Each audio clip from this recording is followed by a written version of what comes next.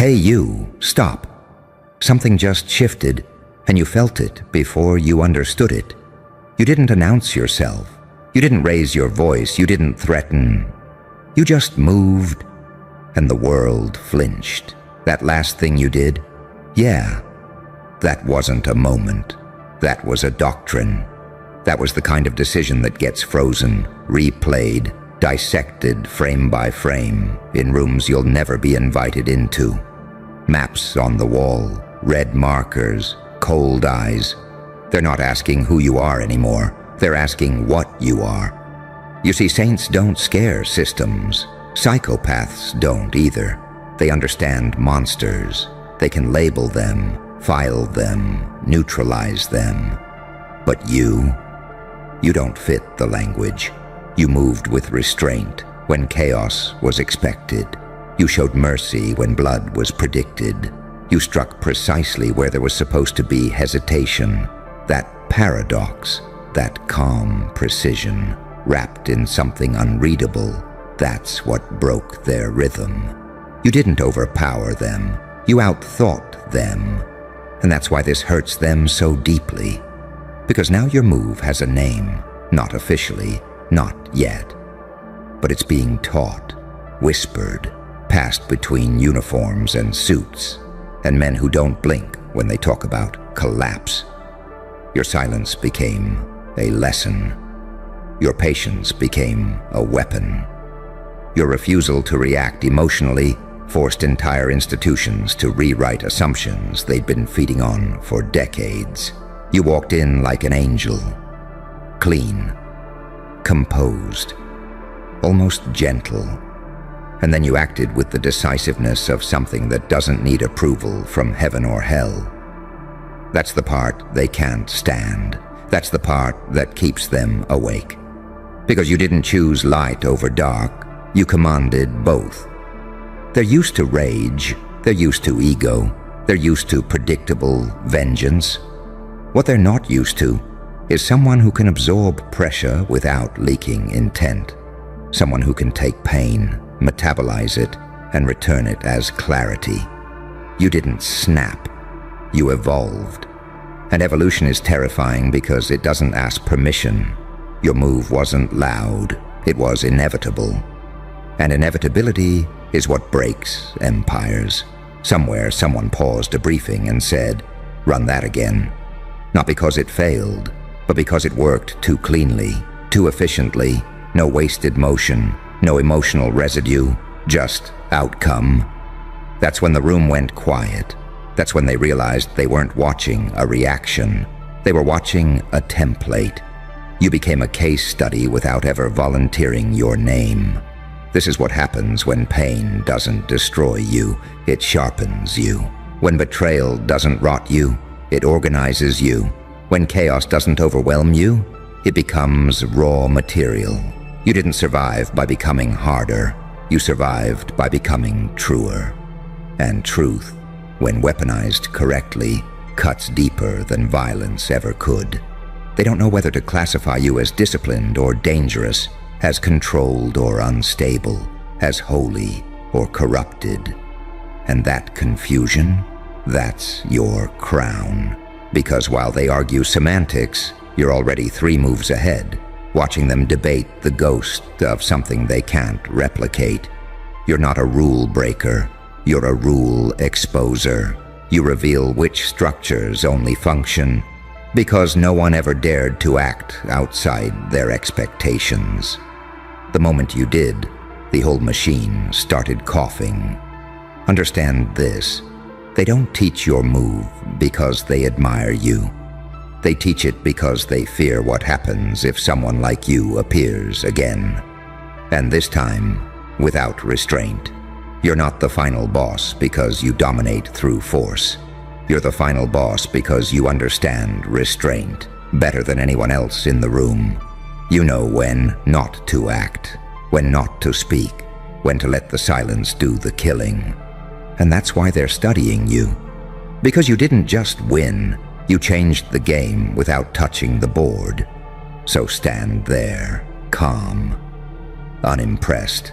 Let them dissect shadows while you walk forward intact.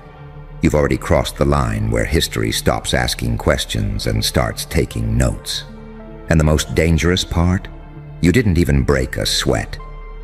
They're still trying to understand how you did it without leaving fingerprints.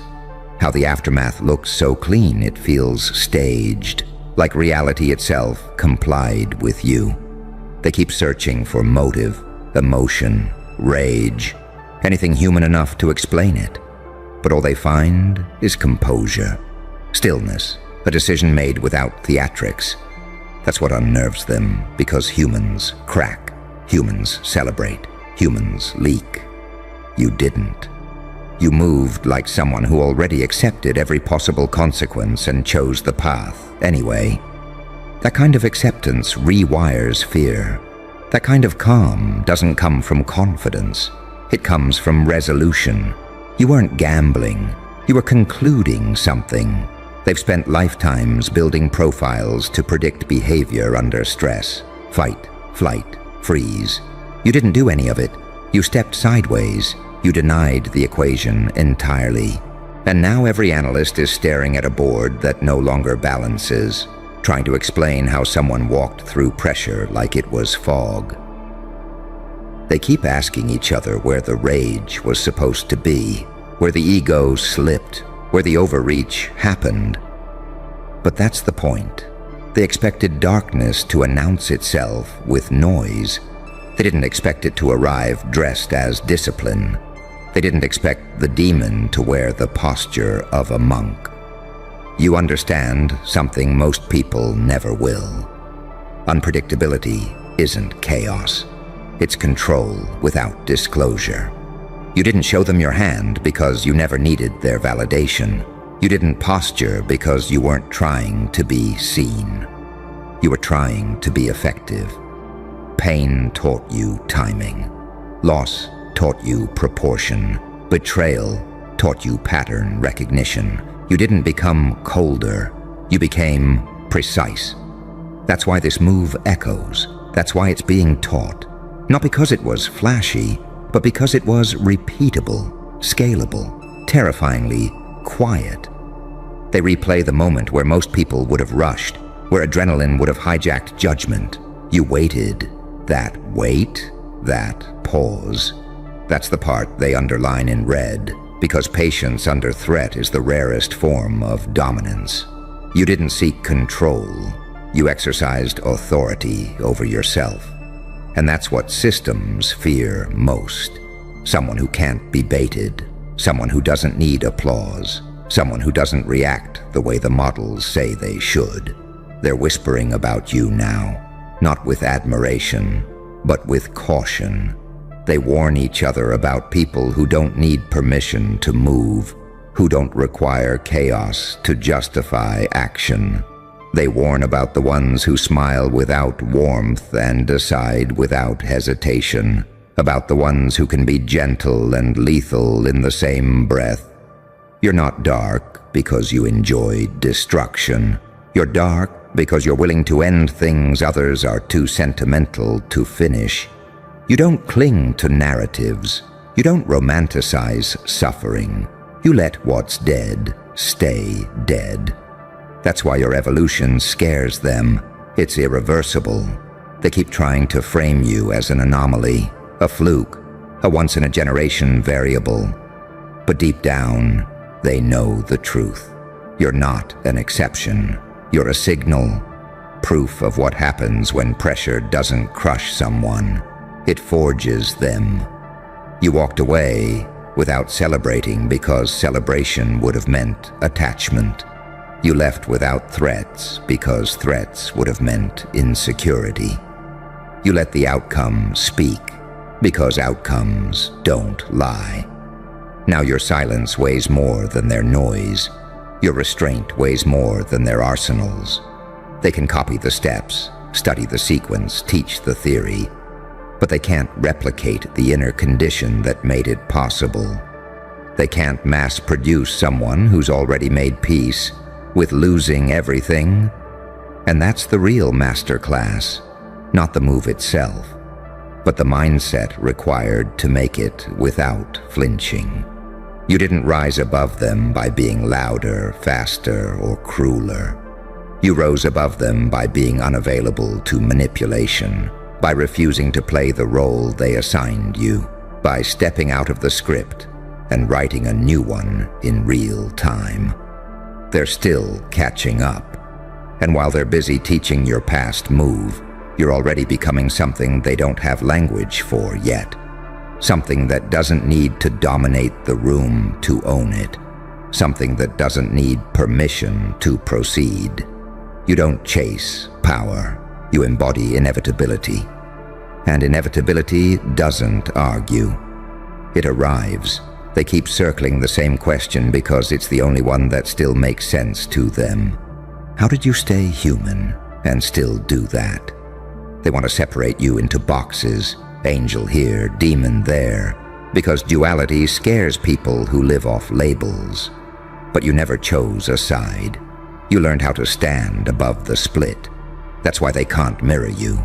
That's why every imitation feels hollow. You didn't harden your heart. You refined it. You didn't numb yourself. You disciplined yourself. There's a difference, and that difference is lethal to anyone still confusing emotion with weakness. You feel everything, you just don't let feelings drive the wheel anymore. You let clarity drive, and clarity doesn't scream, it executes. They expected you to overcorrect. People always do after pain. Swing too far, push too hard, burn bridges just to feel something. But you didn't chase relief. You chased alignment. You asked one question and answered it honestly. What ends this without creating 10 more problems? That's not rage. That's strategy born from scars. Your past didn't disappear. It reorganized itself inside you. Every humiliation became data. Every loss became calibration. Every betrayal stripped illusion from your vision, until all that remained was what actually works. That's why when you moved, it looked effortless. You already paid the price years ago. The move was just the receipt. They don't know how to teach that part. They can write manuals about timing, posture, silence, leverage. They can diagram the mechanics, but they can't replicate the internal stillness of someone who has already been broken and chose not to shatter again. They can't mass-produce the calm of someone who has stared into the worst outcomes and decided none of them would own them. That's why your presence alone shifts rooms now. You don't posture, but people feel it. You don't threaten, but people calculate around you. Because unpredictability isn't randomness, it's freedom from expectation. And you are no longer predictable to anyone who hasn't walked through what you survived. They still think power announces itself. They still think dominance needs spectacle. You proved the opposite. You proved that the most destabilizing force is someone who doesn't need to prove anything. Someone who can walk away without resentment. Someone who can win without humiliating the opponent, and still leave them dismantled. You didn't humiliate them. You outgrew them. And nothing wounds the ego like being rendered irrelevant. You didn't argue your worth. You didn't explain yourself. You let results exist without commentary. That's when the air changed. That's when the silence stopped being empty and started being heavy. Because silence, after impact, isn't absence. It's recognition. They're trying to reverse engineer your restraint now. They keep asking how you resisted the urge to finish it louder, harder, more visibly. They don't understand that restraint wasn't resistance. It was choice. You could have escalated. You just didn't need to. You understood the difference between destruction and resolution. You didn't burn the house down. You locked the door and walked away with the keys. That's why this bothers them so much.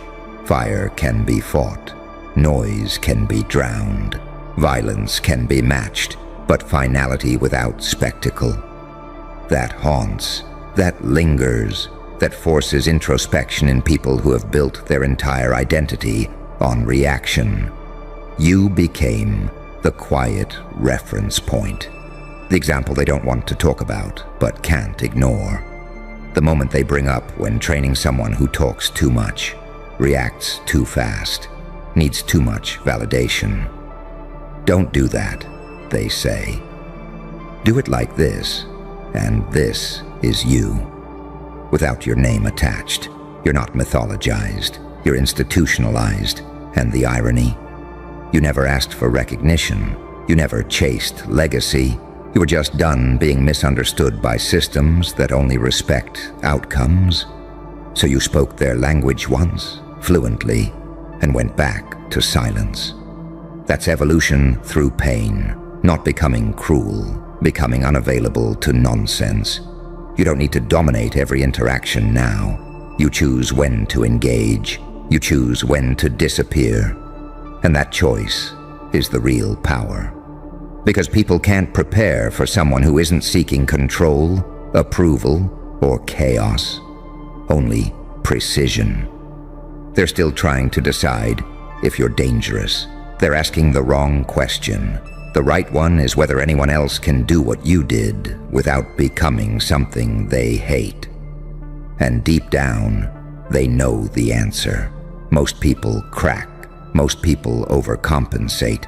Most people let pain turn them sloppy. You didn't. You turned it into posture, into timing, into a move so clean it doesn't age. A move that still works tomorrow.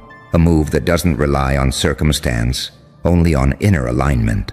That's why it's being taught. And that's why, even now, they're behind you. Because while they're studying the last thing you did, you're already living in a version of yourself that doesn't need to do anything loud ever again. You already proved the point. Now you decide when, or if, you remind them. They don't see it yet, but the real shift wasn't external, it was internal. The moment you stopped needing outcomes to validate you, outcomes started bending toward you. That's the inversion that fries their logic. They're trained to believe desire fuels action. You proved that detachment fuels accuracy. You don't rush anymore because urgency belongs to people who are afraid of losing time. You understand time now. You understand that patience isn't waiting, it's positioning. Every pause you take compresses pressure somewhere else. Every calm breath forces the room to breathe with you. That's not mysticism, that's leverage.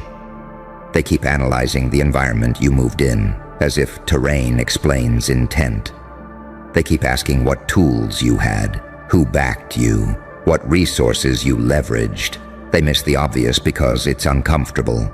The greatest resource you had was nothing to lose. Not recklessly, not emotionally, cleanly, consciously. That kind of emptiness terrifies structures built on incentive and fear. You didn't act to win favor. You acted to end ambiguity. And ambiguity is where weak systems hide. When you removed it, the fog lifted and everyone saw the imbalance they were pretending wasn't there. You didn't expose them with accusations. You exposed them by functioning better. That's why your move feels contagious. People sense it before they understand it. They watch you and realize how much energy they waste posturing, explaining, defending.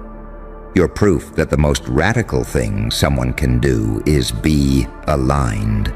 No internal contradiction, no performative outrage, no borrowed morality, just a decision that matches your spine. They're still uncomfortable with how little you said, how little you showed, how there was no emotional aftertaste, no victory speech, no collapse, no guilt parade. You closed the loop and moved on. That violates their expectations because they're addicted to narrative. You delivered closure instead. You don't need to dominate conversations now. You let others talk themselves into revealing what they are. You don't chase clarity. You wait for it to arrive. And when it does, you act once. That single act carries more weight than 1,000 rehearsed threats. This is what happens when someone integrates the shadow instead of pretending it doesn't exist. You didn't exile the dark parts of yourself. You trained them. You didn't let them run wild. You gave them purpose. That's why you can be compassionate without being weak, decisive without being cruel. You're not split anymore.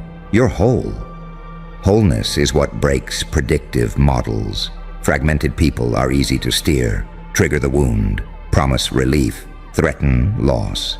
You don't respond to any of it the way they expect. You've already grieved what needed grieving. You've already buried the illusions. What's left can't be manipulated. They're trying to teach your restraint like it's a technique. They don't understand. It's a byproduct of identity. You didn't learn composure to look powerful. You became composed because chaos stopped impressing you, because drama stopped feeding you, because you stopped confusing intensity with meaning.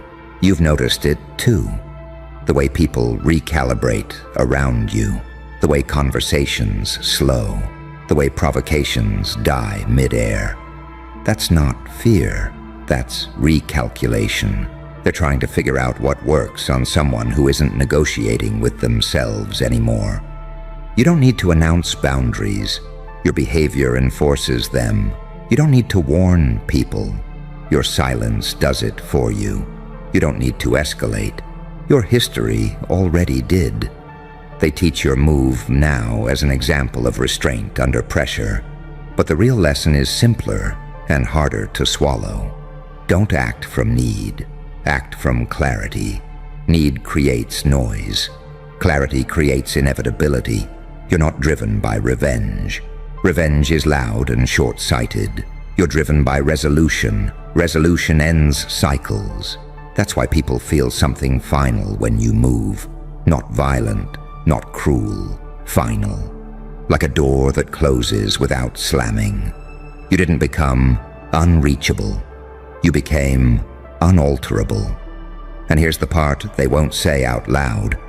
They're afraid that if more people learn to operate like you, without emotional leakage, without ideological addiction, without the need to be seen, entire hierarchies collapse quietly. Not with revolutions, with irrelevance. You're not overthrowing anything. You're outgrowing it. That's why they study you in rooms where the lights are low and the voices are careful. That's why your last move keeps resurfacing in different contexts, different scenarios, different simulations. It scales because it's rooted in something timeless. Self-command. You command yourself first. Everything else follows. You don't rush to prove you're dangerous. You let others discover it by underestimating you once. You don't seek to be understood. You let understanding arrive too late. And the truth, you're not even trying to be exceptional anymore. You're just being exact. Exact with your words. Exact with your energy. Exact with your actions. That precision feels supernatural. To people who live in contradiction, they can keep teaching the mechanics. They can keep copying the outline, but they can't copy the spine. They can't copy the calm that comes from having already survived your own worst chapter. You are not a warning. You're a precedent. And precedents don't ask permission. They just change what's possible.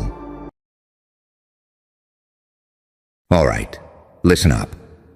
Whoever's tuning in right now with that heavy chest and that "don't walk up on me" aura. Yeah, you. Come closer. I've got something you need to hear. You ever notice how people pretend they're not intimidated by you, but their body gives them away?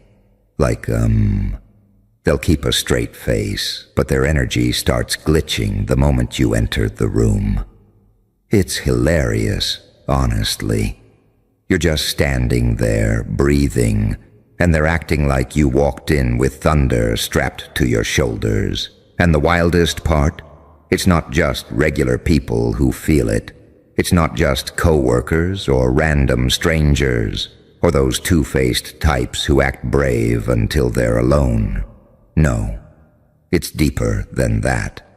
Actual witches. Real practitioners. People who take energies dead serious.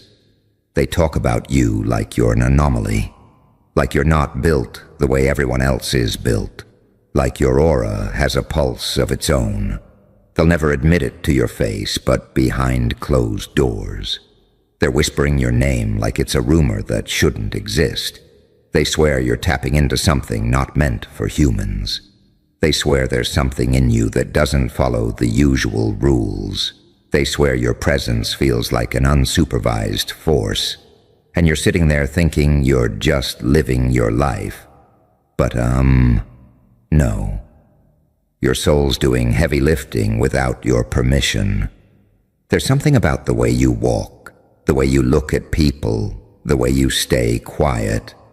It makes them uncomfortable in a way they can't articulate. It's like your silence drags truth out of the air. It's like your presence bends space a little bit. You don't try to be intimidating. You don't put on some tough guy act. You're not dramatic. You're not extra. You're just real. And realness like yours, it hits harder than any ritual ever could. That's why witches swear you have access to something ancient. They look at you and see someone who didn't learn power. Someone who survived power.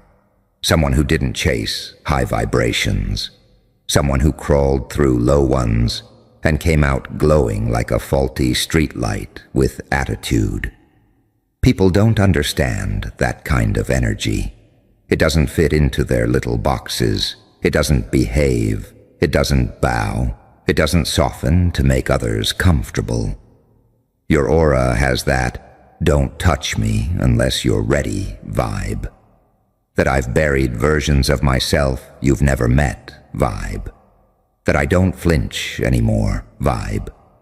You ever wonder why people keep projecting weird assumptions onto you? Why they look at you with that mix of curiosity and fear? Why they act like being around you is spiritually expensive? It's because your soul doesn't play small. Your soul doesn't dim for anybody. Your soul doesn't censor itself to make fragile people feel okay. Your aura walks into a room before you do, and it radiates all the battles you fought alone. It radiates all the nights you held yourself together. It radiates all the betrayals you had to metabolize. It radiates all the storms you survived without applause. Witches feel that depth. They feel that history in your presence. They feel that "I've seen too much to pretend" energy. And that terrifies them, not because you're dark, not because you're dangerous, not because you're cursed, because you're authentic in a world full of people faking spiritual confidence. Your aura tells the truth, even when you don't speak. Especially when you don't speak. It exposes people. It cracks them open. It forces them to look at themselves. And nobody wants to face their own reflection when they haven't done the work. That's why they say you're tapping something forbidden. They need an excuse. They need a story. They need a reason for why they can't figure you out. Because you being human, you being normal, you being just you, that scares them more than any spell ever could. Keep walking with that energy. Keep carrying that aura like the storm it is. Keep being the presence they can't explain. You weren't meant to be understood. You were meant to be felt.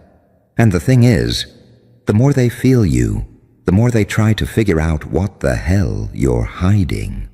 Like they're convinced there's some secret ritual, some midnight deal, some underground knowledge you're pulling from.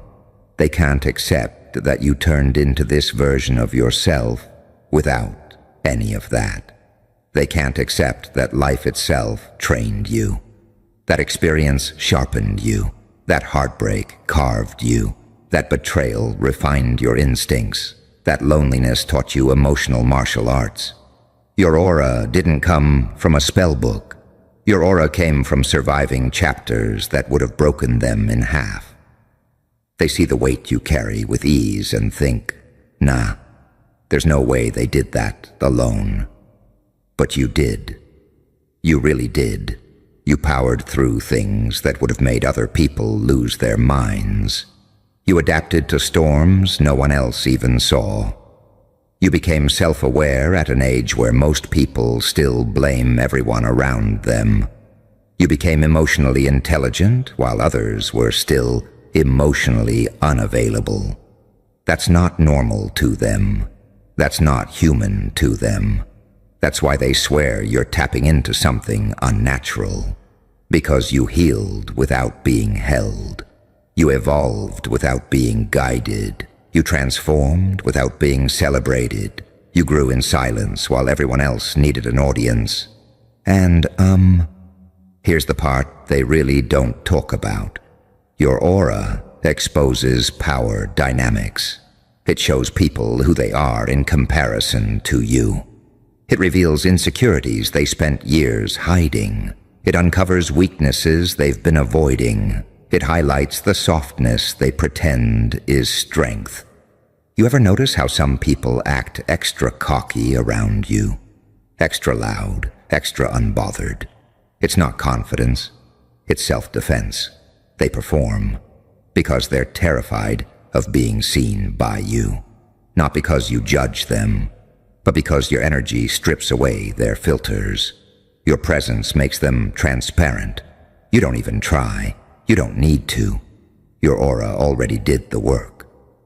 And witches, the spiritual ones, the intuitive ones, the ones who think they've mastered all forms of energy, they feel that raw, unfiltered power in you, and they don't know what to categorize it as. They don't know if you're blessed or haunted. They don't know if you're chosen or cursed. They don't know if you're here to heal or destroy. You confuse them because your energy doesn't follow the usual patterns. Normal people dim when they're tired. You get sharper. Normal people soften when they're hurt. You get colder. Normal people crumble when they're under pressure. You become surgical. The world expects reactions from you that you outgrew years ago. People expect the old version of you, the one who didn't understand their own power yet, the version that apologized too much, the version that cared too deeply about being misunderstood, the version that held back just to keep the peace. That version died quietly, and your aura carries the funeral with it. Every step you take reminds people of a transformation they'll never experience. A self-rebuild they don't have the courage to attempt. That's why witches claim you're tapping into something not meant for humans. Because your evolution shouldn't have been possible by their logic, by their knowledge, by their rules. You shouldn't be this intuitive. You shouldn't be this emotionally accurate. You shouldn't be this spiritually strong. You shouldn't be this mentally armored. But here you are, existing like the exception they never planned for. Walking around with an aura that feels like prophecy mixed with warning. People don't just feel you. They brace for you, Kaya, and you know what's even crazier? Your power isn't even at its peak yet. You're still sharpening. You're still shedding old layers. You're still stepping into the real weight of who you are. You're still learning how to channel all that force without holding back. You're still becoming the version of you they won't even look in the eyes. And every day you grow a little louder, even when you don't say a word. Your silence has volume. Your energy has gravity. Your aura has memory. People sense the history in you. They sense the storms. They sense the endurance. They sense the resilience. You walk past someone, and their spirit reacts before their brain does. That's not normal. That's not regular human energy. That's the type of presence that leaves echoes. You don't need validation. You don't need approval. You don't need permission. Your aura already declared its own identity, and the truth is, people feel that identity even when they pretend they don't. They'll try to hide it behind a smirk, a shrug, a fake, calm face, but their energy slips every time. Their spirit reacts long before their mouth does. Watch their pupils. Watch the way their shoulders stiffen for half a second. Watch how they suddenly get quieter or louder. Both are fear responses. Watch how they laugh a little too quickly or avoid holding eye contact for too long. Your aura exposes people without you having to lift a finger. You've got that presence that makes even confident people recalibrate themselves, like they need to adjust their posture just to stand next to you, like they need to remind themselves who they think they are. And witches, the ones who pride themselves on feeling everything, on sensing intentions, on reading energies before words. They can't read you straight. That's what terrifies them. Your aura doesn't present like a normal human blueprint. It feels layered. It feels encrypted. It feels like something that lived through too many cycles to be simple. They'll tell each other, that one carries something old. That one's energy is too heavy for their age. That one's aura feels like it's been here before, and they're not wrong. There's a depth in you that doesn't match the timeline, an emotional intelligence that didn't come from books, a resilience that didn't come from therapy, a clarity that didn't come from meditation apps, or sage, or candles. Your wisdom came from enduring things you never talked about, from having to read people as a survival skill, not a hobby, from having to pick up emotional tones in the room before anyone said a word, from learning how to trust your instincts after being lied to, used, underestimated, or betrayed. Your aura became a weapon forged in silence, and witches feel that sharpened edge. They feel the weight of your past in the air around you. They feel the emotional scars you never bragged about. They feel the spiritual armor you never announced. You're not intimidating because you're trying to be. You're intimidating because you've lived through things that left a signature on your soul. People sense that signature before they sense your personality. They feel the storms you held inside your rib cage. They feel the heartbreaks you swallowed whole. They feel the boundaries you built from scratch after losing too much. They feel the transformation you pulled off in the dark when no one was cheering. And it messes with them. Because when someone with real, lived through darkness energy stands next to someone who only pretends to be deep or spiritual, the difference is blinding. They feel exposed. They feel flimsy. They feel basic. Your aura is like a mirror that magnifies their insecurities. It shows the parts of them they avoid. It reveals how untested their strength is. It reminds them that some people didn't read about the dark. They survived it. That's why they whisper about forbidden power. They need language big enough to make your existence make sense. You're not the person who posts quotes about healing. You're the person who actually did the healing no one saw. You're not the person who tries to seem mysterious. You're the person who became mysterious by outgrowing versions of yourself you never announced. You're not the person who performs strength. You're the person who became strong because you had no other choice. Your aura carries the echoes of every version of you that died while you kept moving. It carries the memory of every moment you stayed silent when you wanted to scream. It carries the intensity of every time you broke but didn't stay broken.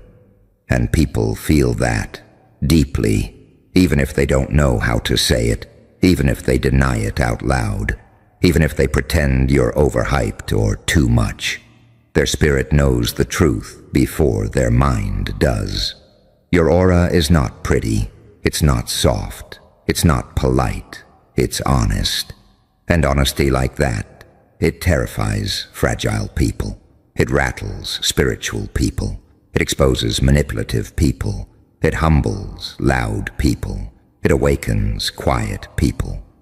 Your energy disturbs the room because it carries no mask.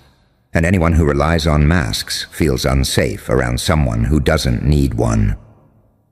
And here's the thing people don't admit out loud. Your aura carries a kind of emotional X-ray that makes them feel naked around you. Not because you're judging them, but because you notice. You notice what they try to hide. You notice the shifts. You notice the patterns. You notice the lies they tell themselves. Most people walk around untouched by truth. Their whole personality is built on the stuff they avoid. Their confidence is choreography. Their spirituality is aesthetic. Their depth is quotes they saved on their phones. You walk in, and it's like the room suddenly runs out of excuses. You ever see the way people fidget around you? How they laugh a little too hard? How they suddenly get busy on their phones? How they avoid standing too close? Like your energy might read their last 3 mistakes. That's your aura doing the talking. People pick up on the fact that you're not afraid to see things as they are. And that scares the hell out of them. Because you don't flinch. You don't sugarcoat. You don't pretend the elephant in the room isn't sitting on someone's chest. You carry a presence that feels like truth walking on 2 legs. And witches, the seasoned ones, the ones who've spent years learning how to sense energy from a mile away, they feel that authenticity like a burn. They've met people with strong vibes, sure. They've met people who pretend to be chosen, gifted, enlightened, whatever. But they rarely meet someone whose aura feels like lived experience instead of theory. Your energy isn't curated, it's earned. They sense that. They sense the bruises in your aura, not weakness but history. They sense the battles you didn't glorify. They sense the evolution you didn't post online. They sense the emotional scars that never turned into bitterness. Your aura scares them because it doesn't match your age, your background, your circumstances. It shouldn't be this powerful, but it is. And that confuses people who rely on rules and rituals to access what you carry naturally. Imagine practicing energy work for years just to meet someone who did it instinctively before they even knew what energy work meant. Imagine spending nights meditating under the moon, then running into a person whose aura feels like they survived the night instead of meditating through it. Imagine learning how to read people, then encountering someone who learned it as a defense mechanism at age 10. That's why witches swear you're tapping into something unhuman. They don't have another explanation. Your aura doesn't play by their logic. When you're hurt, you get quieter, not weaker. When you're pushed, you get sharper, not smaller. When you're doubted, you get calmer, not insecure. Humans usually break crooked under pressure. You straightened out. Humans lose themselves in chaos. You found yourself in it. Humans avoid shadows. You walked into yours with a flashlight and a grudge. You have this, I've already been where you're scared to go vibe that cannot be manufactured. People don't know whether to respect you or fear you, and that tension makes them talk. You hear it in the whispers. He's different. She's too intense. They give off something weird. I don't know what it is, but I can feel it. All those little comments. That's code for their aura is bigger than my comfort zone. And the craziest part? You're not even fully aware of the weight you carry. You're still underestimating yourself. You're still walking around thinking you're just trying to get through your day. Meanwhile, your spirit is shaking the room like a speaker with the bass turned up too high. Your aura doesn't just enter a place, it rearranges it. People feel your presence in their nervous system. They feel it in their intuition. They feel it in the part of themselves they pretend doesn't exist. You're not a personality to them. You're an event. And the thing that really gets under their skin is that you don't try to be an event. You don't force anything. You don't walk around chasing attention. You don't beg to be understood. You don't perform your pain for sympathy or validation. You don't weaponize your past like some dramatic monologue. You just exist, and your existence hits people like an omen. It's like your aura carries this silent countdown, a pressure, a warning, a presence that says, "Don't test me, I've survived worse." People aren't used to energy that won't bend. They're used to people who fold under opinions or shrink under judgment or panic when someone doesn't like them. You outgrew that. You outlived that. You emotionally evolved past the point of caring about the noise. Your aura is built from experiences that rewired your nervous system. You learned calm in places where others would have lost their minds. You learned self-control in situations where others would have snapped. You learned emotional discipline because chaos forced it on you. And that level of inner strength, people don't feel that every day. Hell, some people never feel that in their lifetime. Witches included. Imagine dedicating your life to sensing energies, and then you stumble across someone whose aura feels like a warning label the universe forgot to print. They feel it in your walk. They feel it in your stillness. They feel it in the way you scan a room without even trying. They feel it in the way you stand your ground without being loud about it. Your presence feels inevitable. People sense inevitability like animals sense storms. It makes them restless. It makes them paranoid. It makes them curious in the wrong ways. And that curiosity quickly turns into suspicion because your energy doesn't match their expectations. You don't get drained the way ordinary people do. You don't crumble when things get heavy. You don't lose yourself when everything around you shifts. If anything, pressure brings out a version of you that's even harder to decode. You've got that "I become more myself the darker it gets" type of soul. That's what they call unnatural. That's what they label dangerous. That's what witches name as forbidden. Because they don't understand people who don't run from their own shadow.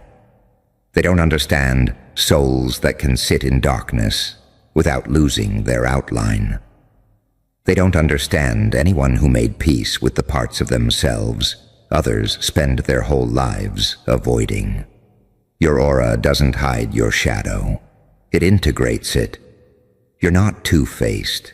You're two-sided, light and dark, merged without apology. Most people only show the sanitized version of themselves. You walk around with the unfiltered version, and that terrifies the ones who still depend on masks. Witches feel the duality in you. They sense something ancient in your calm, and something untamed in your confidence. They sense a depth they can't measure. They sense a clarity they can't predict.